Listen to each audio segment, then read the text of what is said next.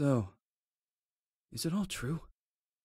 What have you heard already? That illness. It thickened the bones. It accelerated the healing process and tissue regeneration. Is that all true? Every word. But if that's what it was doing, why call it an illness? The Lepidopterans made a nest out of the human body where they could eat and multiply. An illness is what it is.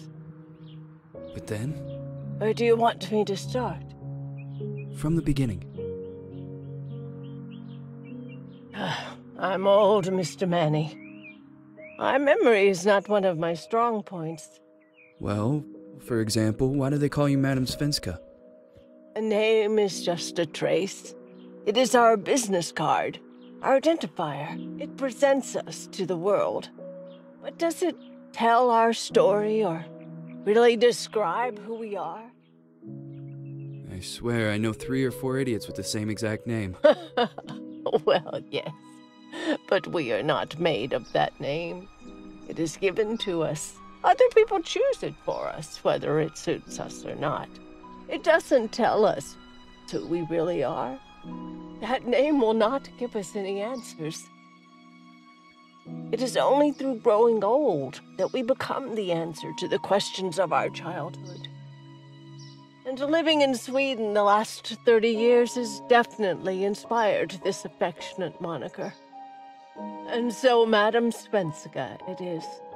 And yet you come back to Italy. Why? Because I forgot. But I also forgot that I had promised to remember. Tell me. Please excuse me. Sometimes my memory needs to be jogged. There's always been a song that, as well as the name you refer to so much, has labeled my whole life, has given it a name, and it's from a name. If you can believe how bizarre and sometimes unbelievable my confused memories are to describe that all this began.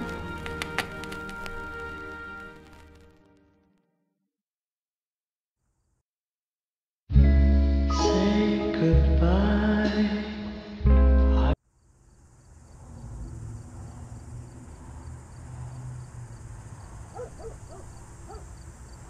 Feels like it's gonna rain again.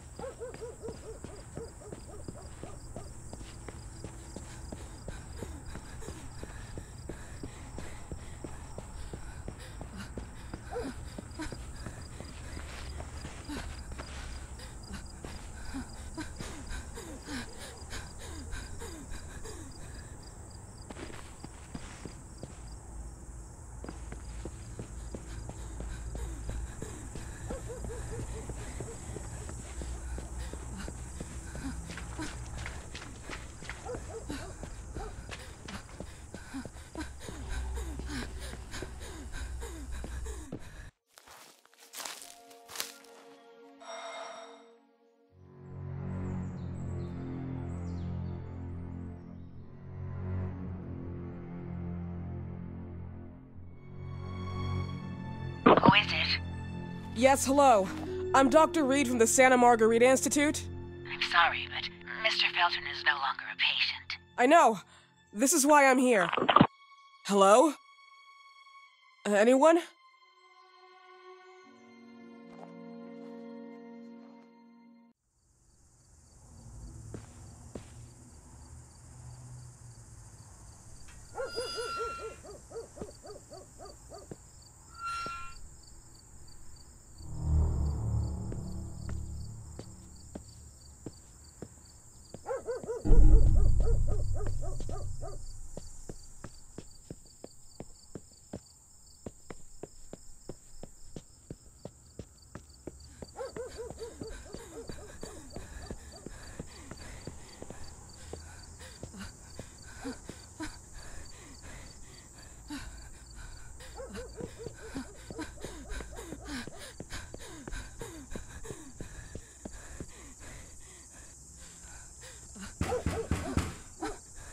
Hello? The gate was open. Are you there? Hello? Is anyone there?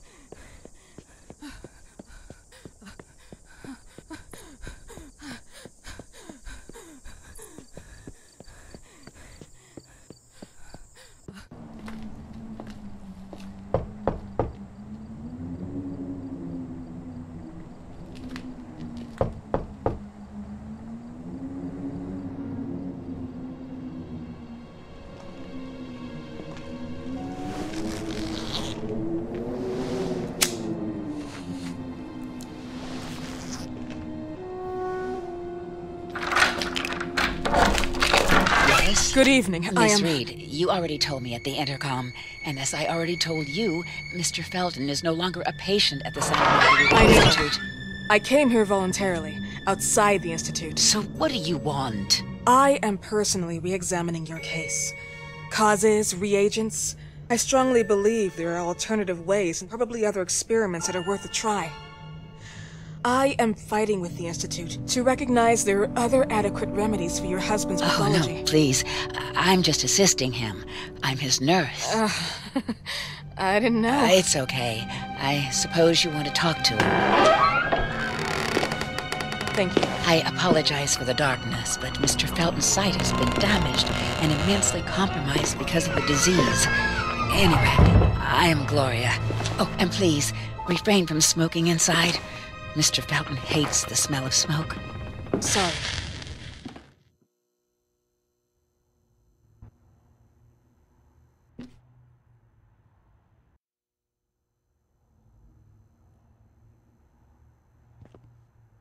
Please, this way. Bad habit. Smoking? Yes, such a shame. You should quit. You have no idea how bad this is for you. Not only for your health, but it's also very expensive. Money and time wasted. I have so much to do every day. I couldn't waste time with such a bad habit. Do you assist Mr. Felton all day? Oh no, from midday to 8 p.m. Then I go back home. I live near here. If needed, he can contact me with a pager, but that's not often. His wife takes care of him when I'm off. What can you tell me about her? I met her just a couple of times. She's usually out or locked in her bedroom when I'm here. Let's say they don't seem to get along. I didn't know.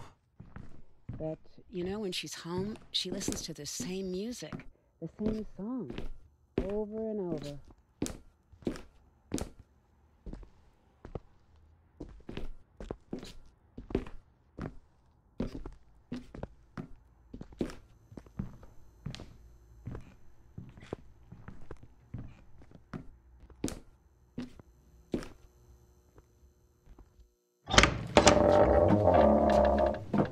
This way, please.